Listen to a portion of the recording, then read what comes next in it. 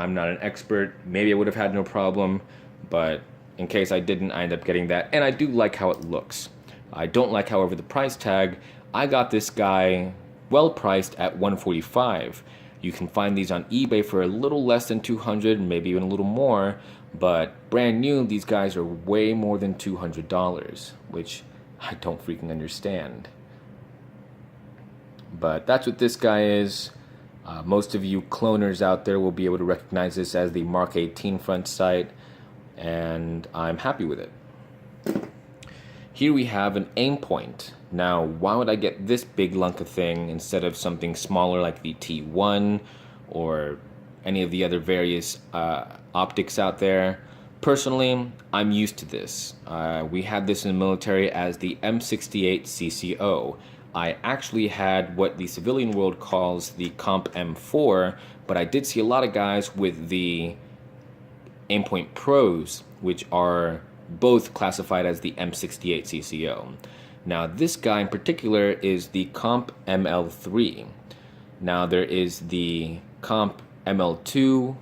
Obviously, there's also the Comp M2 and M3. Differences being in the M line, it's also night vision compatible.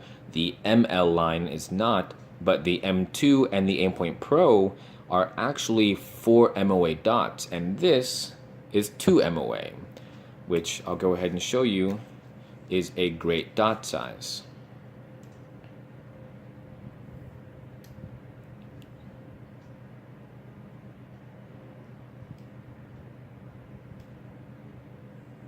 It's kind of tough to see with this light on, but you can pretty much get the idea. So I'm happy with this purchase. Now, I do have to say, I'm not going to keep it on this mount. It doesn't look bad, but I actually would like this to be a low profile mount and sit as close to that rail section as possible. So I will be swapping that out, and I think it'll look a lot better that way. Not only look better, but it will also fit the case I'm going to show you in just a moment a lot better. So let's go ahead and get these guys on there. The last accessory I have is the Magpul angled foregrip. Now, the angled foregrip I would actually already have on there if it wasn't for the fact that I still don't have the M-lock rail section to screw into. The guy on eBay I purchased it from is taking forever to ship that to me, but I do have this guy for right now, so you can see that's what it would look like. I think it looks awesome, and I'm also used to this. This is the same type of grip I used in Afghanistan. Not the exact same grip, but it's the exact same type of grip that I used, the angled one. I never liked those straight down gangster grips. It just sort of got in the way. And this just always seemed like more convenience for me because I was always the type of guy who hugged the mag well, and this just keeps my hand at a better angle. So I also put skateboard grip tape on here, which is for you guys out there who want a better grip but don't want to spend a whole bunch of money on companies that are specific, tactical grip providers. Just go to eBay, get yourself some skateboard, tape. Use that crap. It's the same stuff. Maybe it's a little bit tougher, but, get some man hands. You can do it. Now let's go ahead and get some of these accessories on here, and we can show you exactly what that's like. I'm not going to pause the video at all. I'm actually going to do this in time with the tools that I have right here. All we really need is this screw and this Allen wrench. So let's get the front sight post on there first. Now, as I do this, just so you're not bored, I'm going to talk a little bit about the MCX Rattler. The MCX Rattler was actually, like I mentioned, built for Special Forces units because they were running into over-penetration issues with their M4s and their shorter Mark 18s. Why? Because ballistically speaking, the 5.56 round is most effective at a specific range. And once you start shortening that barrel, not only are you getting a louder and brighter blast, but you're also getting an over-penetration issues for those guys that are door kickers. When you're clearing a room, you really don't want to have to unload an entire mag just to take down a guy. So the answer to that for most Special Forces teams would probably be something like the MP5. And truth be told, I was actually looking at the MP5 before I ended up going with the MCX Rattler. Why? Because the MP5 is awesome. I love the movie Die Hard. And that's not a lie. So the thing with the MP5, for me at least, is the manual of arms. Getting used to how I'd actually have to use that guy in combat is just too much for me. The paddle for the mag release, the fact that the bolt doesn't hold open when you run out of ammo.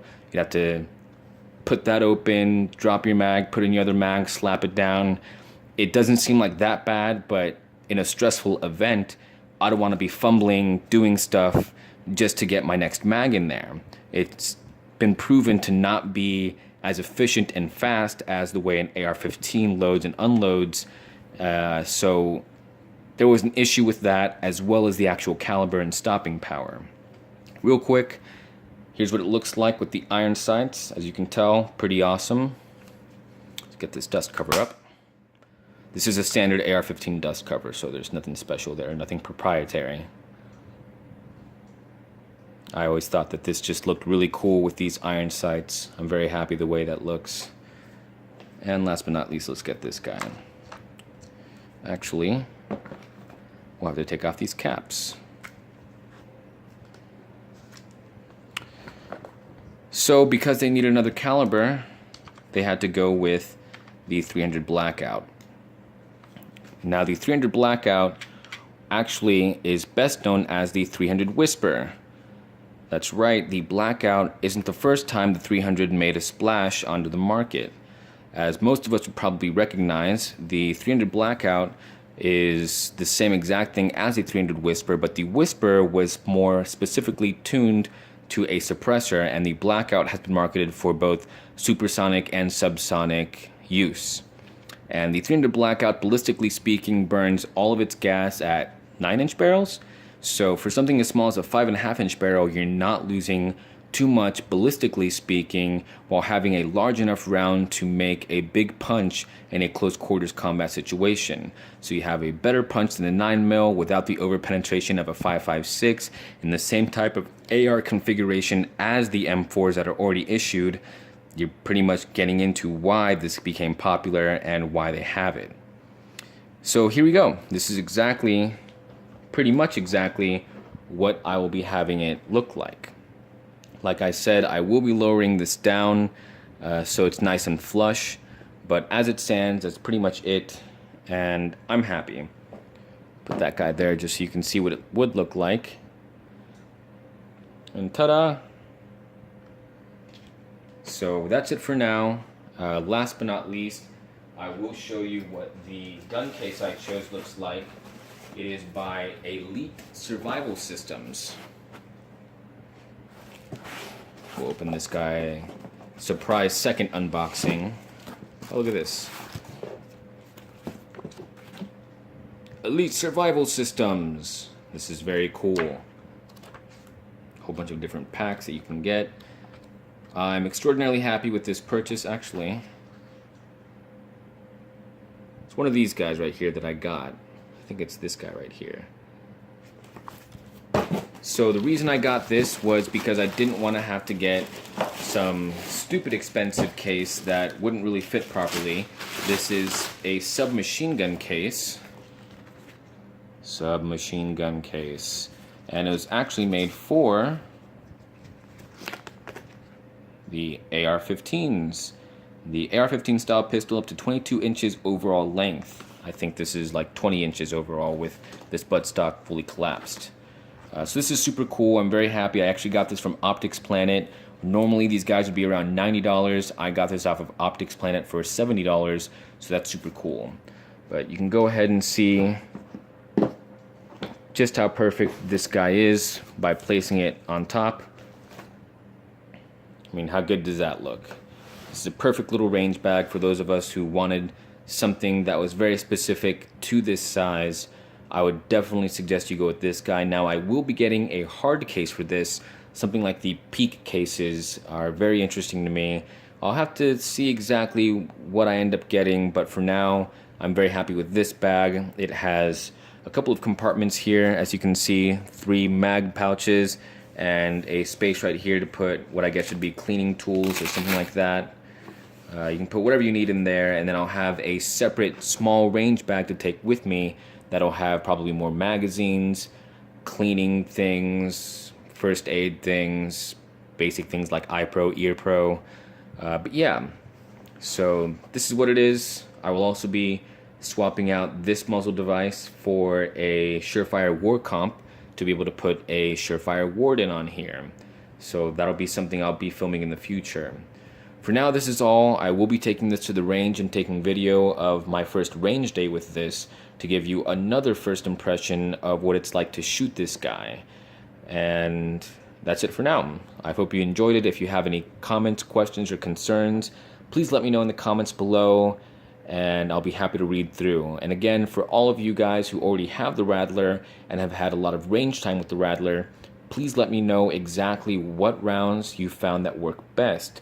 As I said, I'm still a newbie, so any further guidance is greatly appreciated, and I'll be happy to hear what you guys have to say.